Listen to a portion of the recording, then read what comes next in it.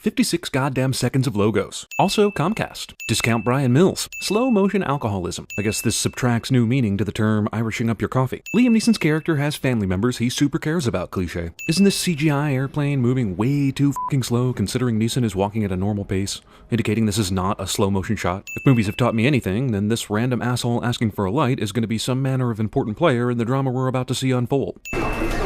Clear. Full body scanner detects the color of Liam Neeson's blood. Julianne Moore isn't hiring Amanda Seyfried to f*** Liam Neeson in this movie. When this girl travels, she carries all the backpacks. Ah, because he returned the teddy bear, we the audience can rest easy knowing he's the good guy, even though he's obviously an antisocial alcoholic. What are the odds at a large airport you'd be on the same flight and the same row as the guy you were next to at the TSA line? I'm sorry, I'm on your way again. Also, you were talking on the phone and not moving at all, so yes. Do you speak English? That's racist. Wait, Neeson clearly entered the aircraft from in front of the black dude, but this shot shows the boarding doors behind the section they're seated in. Didn't you order gin and tonic? Because she brought you water. It's not my lucky day. Well, that isn't suspicious at all. This movie came out in 2014. This phone is unacceptable. Movie intentionally keeps main characters' objectives in the dark for the audience's sake alone. Superstitions. How old's your daughter? Now she's, 17. It's spooky how much this movie's creators want you to think you're watching a Taken movie. And shameless. What do you do for a living? I fly a lot. Well, that isn't suspicious at all. People who put their seats back on airplanes.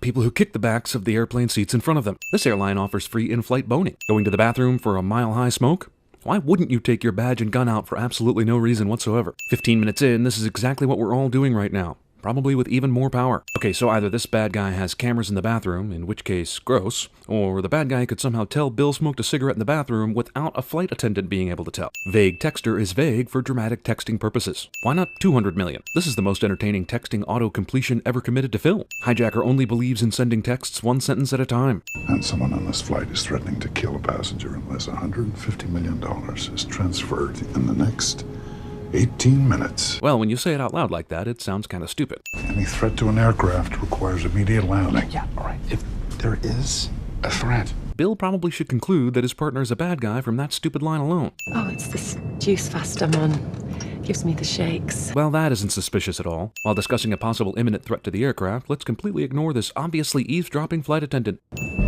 This is a bad idea. She was sitting beside me when this started. The only two people I trust in this airplane are you and her. Wait, what? Why do you trust either of them? Bill expects this to work. Okay, anyone you can actually see right now can also see you, which means you're stupid. 13B.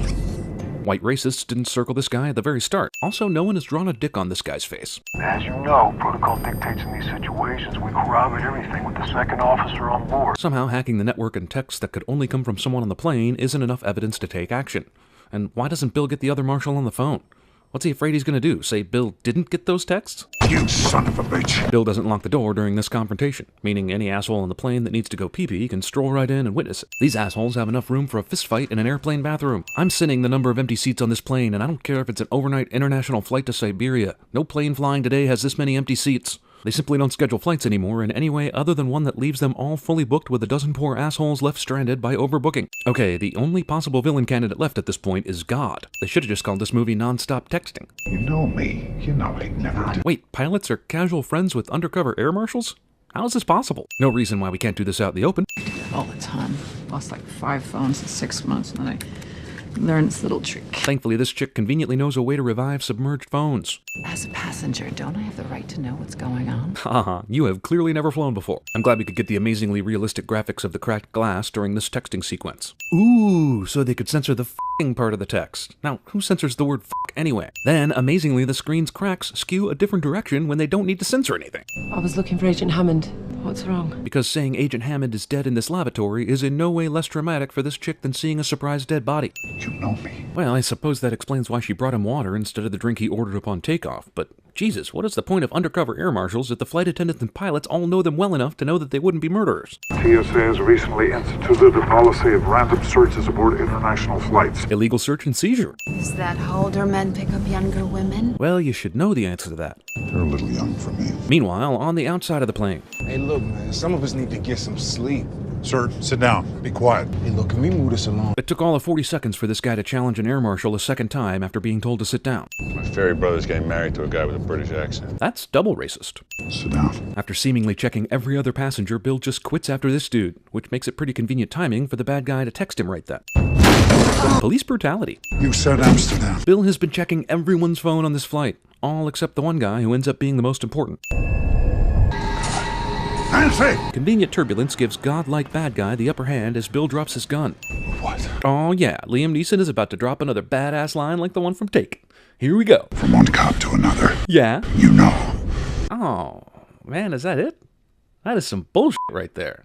Where'd the screenwriter go? Damn, with 150 people on this flight, he's gonna have to reduce the kill time to like 5 minutes. Otherwise, it would take 2 days or more for that scenario. Have you, the captain, had any reason to unlock this door? Of course not. Besides the 2 times Bill had you unlock it, right?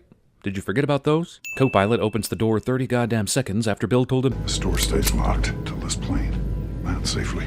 The airline believes paying the demand will set a dangerous and irreversible precedent. airline is obviously not owned by Sony. Would you like to see my phone, Agent Marks? Agent Marks is guilt-tripped by the hot flight attendant into not checking her phone. Guy we find out is a hijacker later, who knows intricate details about phones and shit, and who was supposed to be sitting right next to Bill on this flight, somehow doesn't raise a red flag to the guy who notices everything. The situation is... Damn, dude, just get back on the intercom if you're gonna tell everyone what's up. What's the air marshal up to now? About 35,000 feet? Time for all the vices! Bill only notices this airflow thing because he's breaking the rules by smoking in the boys' room. He's only a hero because he's such a f***up. Something tells me this guy's YouTube documentary is going to have very important information Bill needs, but more importantly, get millions and millions of views and YouTube watch time. Do you know if someone else went in there after you? Yes. She was standing there blocking the aisle. Of course, this woman doesn't know the other woman's name, but this is still the pronoun game, and now Bill has to ask what the hell she means.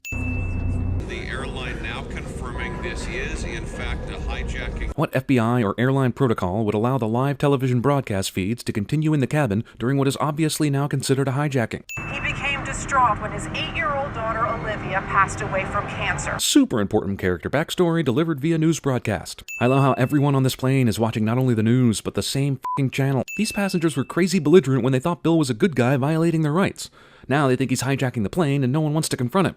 Hell, they could block the bathroom when he goes in, but they decide to sit tight. And this guy's sleeping. How did these terrorists know that the other marshals smuggled drugs on the side? You have to A, somehow find an undercover air marshal, and B, somehow, someway, find the one that is likely to smuggle drugs on an airplane. And C, find the guy who is also partners with the other guy who has personal problems. Also, how did they know that they could plant a bomb inside the cocaine and that security would let that slide? Despite the fact that we saw Bill himself go through security, and air marshals probably have only a couple things they can, by rule, get on a plane. Oh, now they decide to go for the attack. You had him in a confined area. Also, damn man, did that fire extinguisher not hurt one bit? Have you ever seen the movie Irreversible? If not, don't ever watch it. Just take my word for it. I'm not a good father. I'm not a good man. This speech works, somehow. I'm not hijacking this plane. I'm trying to save it. Since we know that this dude is one of the bad guys, why didn't he just kick this gun under the seat somewhere so that Bill could never find it? Everyone on the ground thinks he's a hijacker, so he doesn't need Bill to be waving a gun anymore to back up that narrative. What the hell are you thinking? Well, I'm still thinking about how quickly you and everyone else switched teams to support this asshole a few seconds ago. Sorry about the nose. That was never my best feature. You guys are BFFs now? That was like literally 4 minutes ago he did that shit to your nose, you know? Sweetheart, you've got to come out. Adult on a plane with a bomb on it wastes time conversing this girl out of a hiding spot she could easily just be grabbed out of. I was a daddy once to a little girl just like you. Until my alcoholism drove her to cancer. Don't worry. I'll see your father soon, I promise. Unkeepable promises. One of your hostages uploaded a video. You're taking a man, dragging him around. This international flight allows YouTube uploads? Shit, I can't even watch YouTube videos on domestic flights. And even if YouTube is somehow unblocked, this plane has connection speeds, able to upload video without it taking 7 hours? Isn't it great that this asshole ended up in the perfect spot to capture something so important? And that's not even his original seat. Do you have any idea how easy this was? Well, sneaking cocaine, a bomb, 2 terrorists on the plane, somehow commandeering a secure air marshal cell phone service, creating blow dart weapons, and finding peepholes in the bathroom. Seems like it would have been damn near impossible, actually. But whatever. I'm just ready for credits. 3,000 people died that day, including my father. This guy blames air marshals for 9/11. Man, there were only 33 in service that day. And blowing up a plane and framing an air marshal is going to make everything better somehow? With 1 minute and 56 seconds to go, this bomb takes 57 seconds to hit the 1 minute and 30 second mark. They're not going to kill all these people. This is a hijacked flight. We're a classified threat to ground. How do the hijackers not know this? This is anti-terrorism 101. Zach, you and I both know we were never getting off this plane. Let's talk about the terrorist plan. First off, how do two completely different people, not part of a crime syndicate or terror network, find each other and plan something that batshit insane? How do you bring this up and know for a fact that the other guy won't narc you out? Second, if you're Zach the computer expert, why would you bother going through with the hijacking when you clearly have the power to hack into a private air marshal network? If you can do that, surely you can hack bank software and do the thing from Office Space or Superman 3. Or you could just hack a bank and funnel the money into a bunch of accounts exactly as you described in the movie. This entire finale depends on a co-pilot who already saw his pilot murdered, trusting the word of an alcoholic air marshal outside his cockpit over the word of 2 Air Force fighter pilots promising to shoot him. In other words, bull f***ing shit, man. Speaking of which, why haven't the fighter jets shot down the hijacked airliner yet? Did they read the script? Not only does the incredibly heavy beverage cart stay perfectly in the aisleway for this sequence, but also he survives this. 8,000 feet ex machina. Bill somehow notices the gun before it's even in plain sight and finds a way to jump up, catch it, and shoot the bad guy all in one motion. Hey, Bill! I'm getting off this plane! Guy who already had a momentary moral dilemma about his evilness goes suddenly back to being evil so we can have an extra whammy ending thing. Oh, that's fine. It was only at 1:30 3 minutes ago. I'm glad they got the plane to 8,000 feet before the bomb exploded, but I'm still calling bullshit on any ending happening from here on in that doesn't involve most everyone on that plane dying. And that's what you get for requesting the window seat. I am not gonna lose another little girl to cancer. I mean airplane crash. All passengers and crew accounted for. Oh, you are really testing my patience now. Yet, in an unbelievable twist, the suspected hijacker, U.S. Air Marshal Bill Marks, turned out to be the hero. There's no way the news got a hold of the real story of this hijacking that fast. We're gonna need that money back. What money? Take care, Agent Marks. Fucking what? Vicarious daughter. This movie, as with all movies, is best ended with the hint of a romantic future out of nowhere.